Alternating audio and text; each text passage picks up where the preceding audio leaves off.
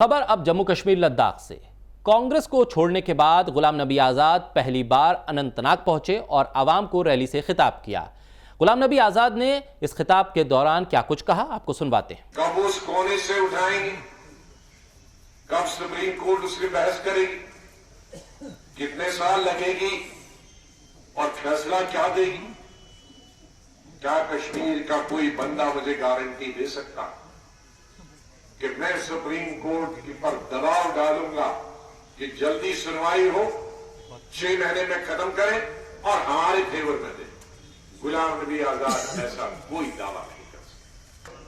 مودی صاحب سے لے کر اور یہاں کا چھوٹی سی پارٹی میں مودی صاحب یہ دعویٰ نہیں کر سکتے، کیونکہ سپریم کورٹ پر کسی کا دباؤ نہیں۔